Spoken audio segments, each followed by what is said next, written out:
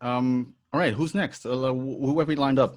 I'm getting fired up now. Yes, please welcome Raya Devasish Roy.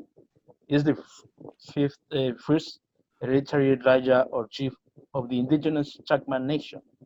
He heads the administrative territory of the Chakma circle in the Chittagong Hill Tracts region in Bangladesh.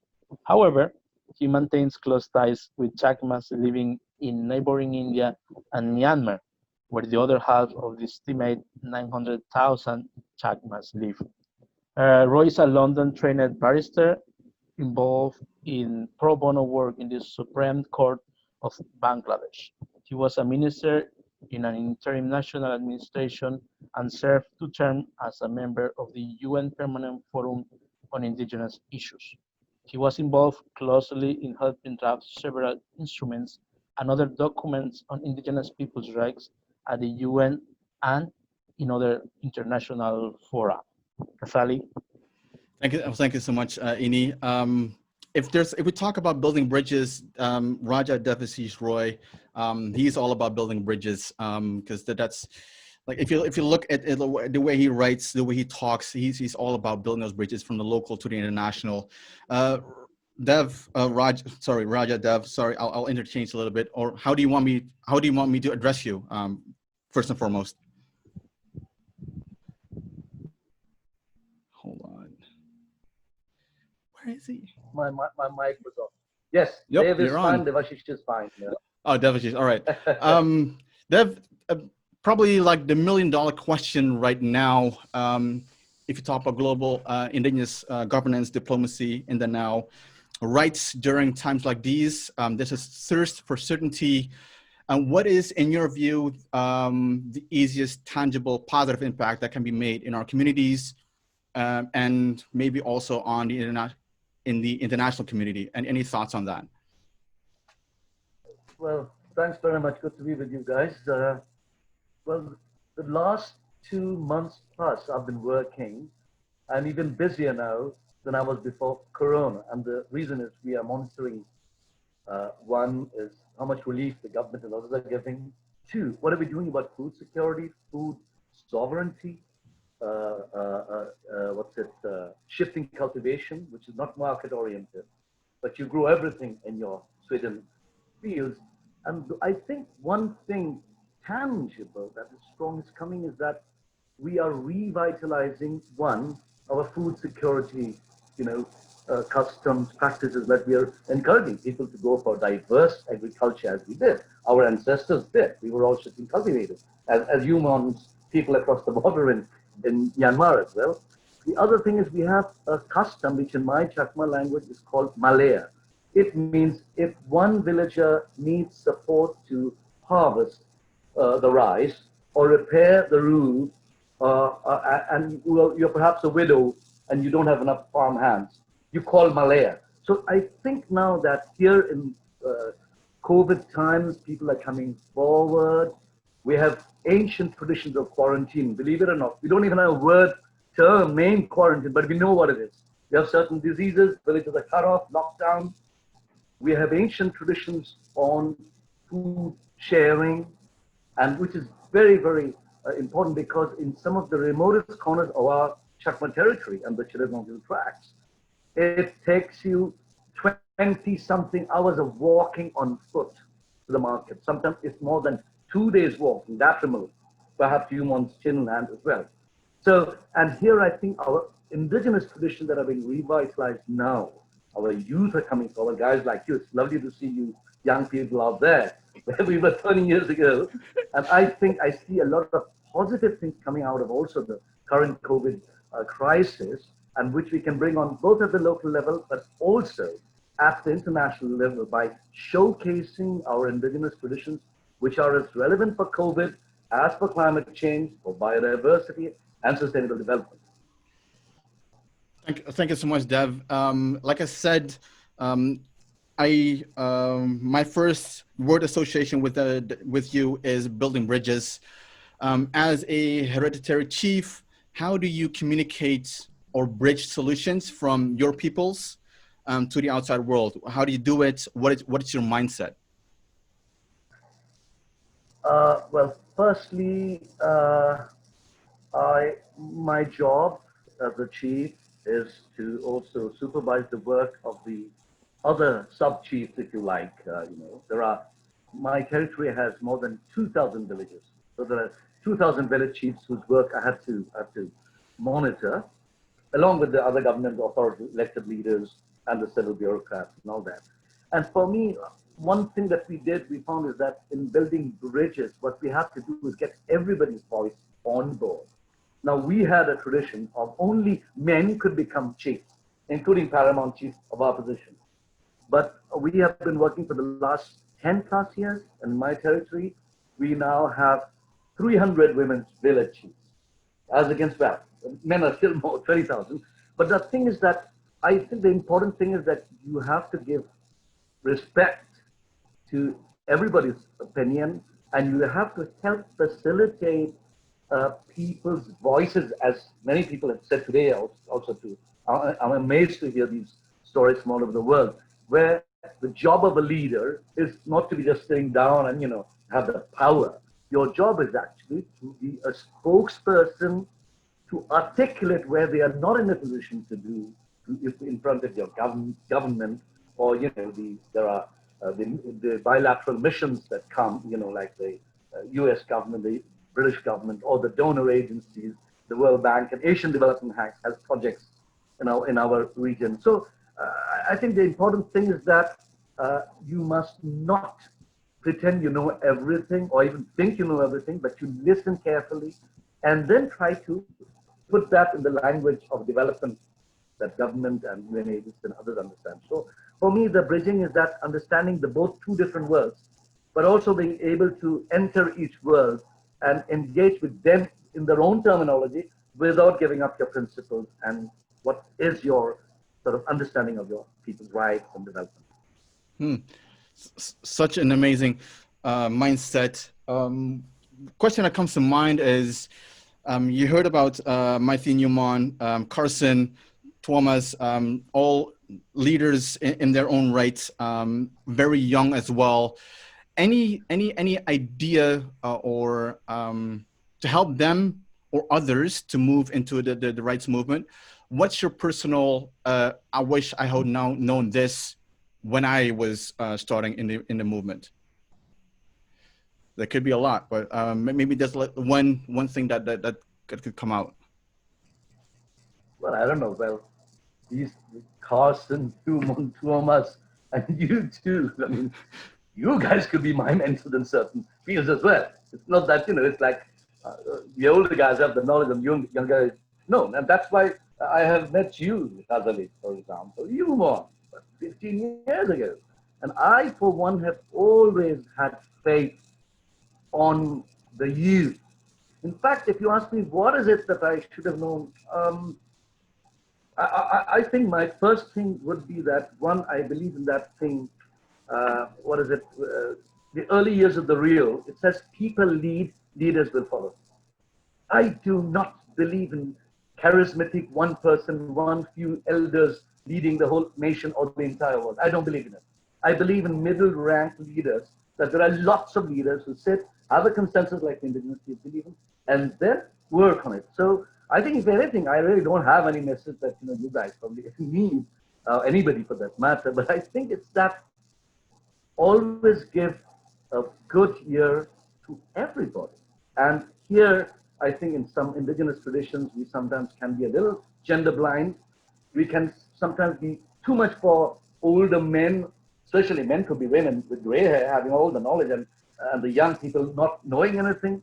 So I think here that we can learn from both the worlds that we guys, all of us engage in, our own traditional tribal world, Indigenous world, as well as the world of Geneva and New York, and then see where we can learn good things from each other, whoever it is, Indigenous or non-Indigenous. But of course, asserting our Indigenous traditions as something which is as relevant, that calls for a little bit of articulation.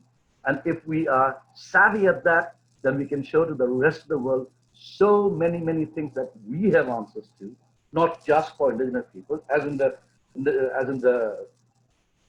climate change, biodiversity, environment world, we have already shown. And I think we can still keep on showing those things. Okay. Talk a little bit about that. What do you see and also like moving it also like into like the current context, COVID-19 pandemic? What do you see in how COVID has shaped or influenced Indigenous governance, or what do you expect to see? Maybe that's also something interesting to talk about.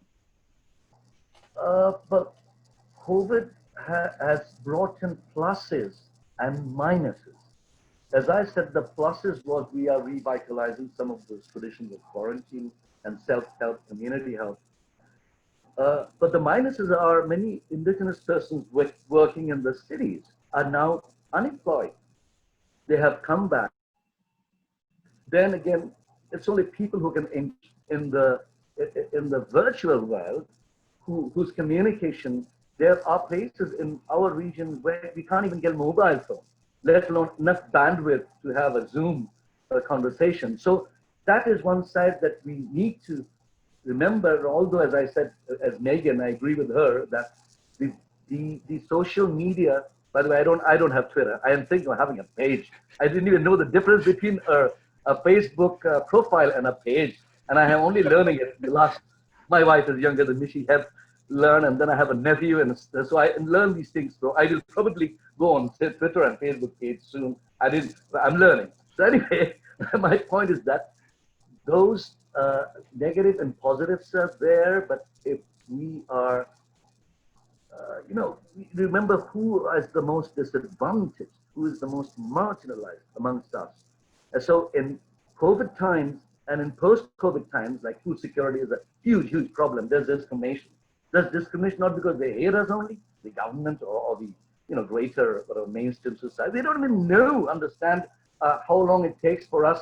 I was telling the other day with somebody on a development agenda that communities who live more than 4 hours from the nearest market, it costs them something like 30 cents more per kilo of rice.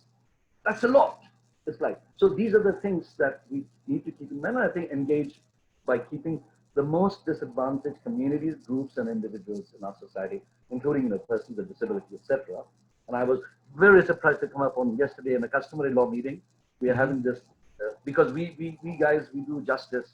We have our own tribal courts at village to certain territorial level, and we do minor criminal law and all personal law for us, like inheritance, family, marriage, divorce, child custody. So and one tribal person was saying, we have also these traditions where in inheritance sometimes you give a priority to a person with disability, like you give a priority to the sibling, a greater share of the landed property, who looks after the parents till they are deaf.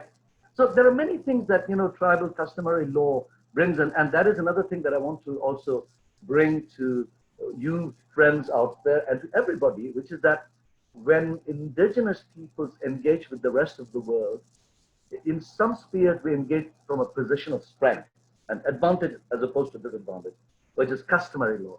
And as I say, most laws are either created by the creator or by the state, the Austinian definition of law being the command of the sovereign. Customary law is one thing that is created by the community. It does not need a parliament to pass. And therefore, I always urge my people, don't go for codification.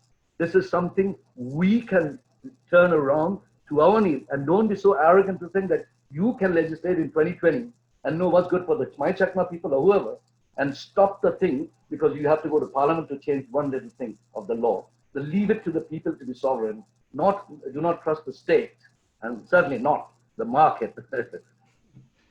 Wow! Such powerful words. Governance, diplomacy.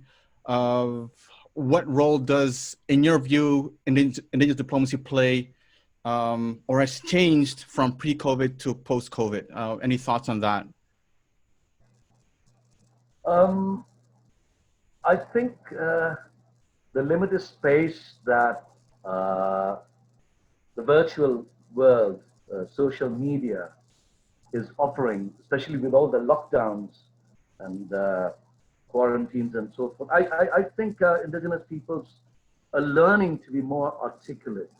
I have been joining virtual meetings like the Zoom and Jitsi. Apparently, Jitsi has even less risk of anybody spying on you and hurting. We do that more often here.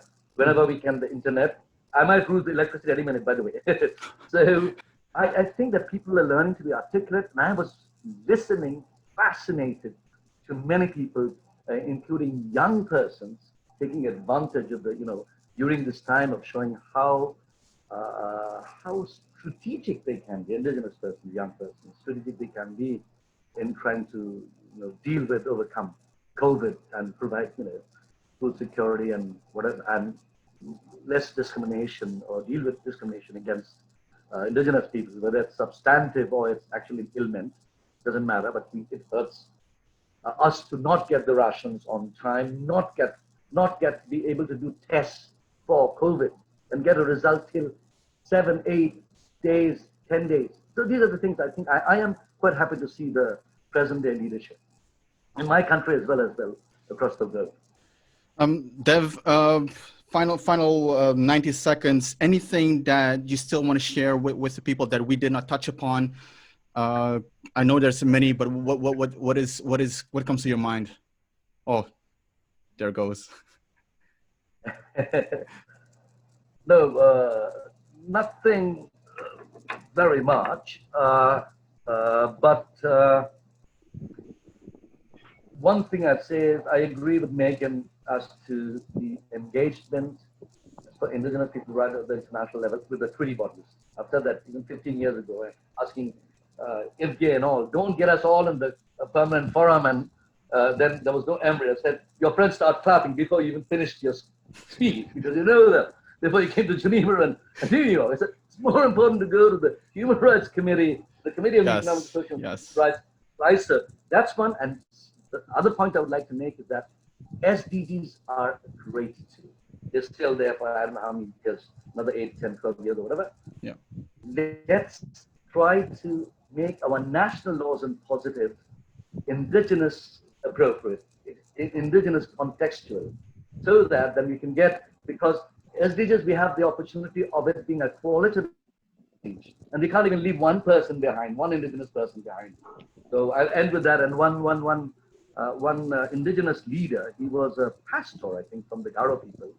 He told the audience of Bangladeshi, Bengali-speaking majority people, he said, when you do namaskar, namaste, whatever, different languages, sawadee, the first thing that comes out on your hand is your little finger. And we indigenous people are the little fingers of the nation and country. So if you don't give us the development, the rest of the country, world will see your little finger, or small little finger. So I was amazed by that leader's speech. And so I think that we have to keep on encouraging our non-indigenous friends in the countries we live in.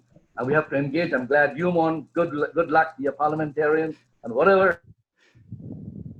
And all you guys, thanks very much, Razali. And our colleague, I can't pronounce his name properly, Inkilipi. Thank you so much. Thank you so much, Dev. Definitely we'll have to talk another time, much more longer, because you have so much knowledge, and definitely very good to record that in like a one-on-one conversation. But like I can feel that we can definitely talk for like 2 or 3 hours. So please, thank you so much. Ini. Yes, thank you so much. Actually, that's really amazing to hear that phrases, I can say. Starting, I would like to keep what he said about understanding the Gulf War, to live it, but not forgetting what we are. So it's important for the young people who are listening to us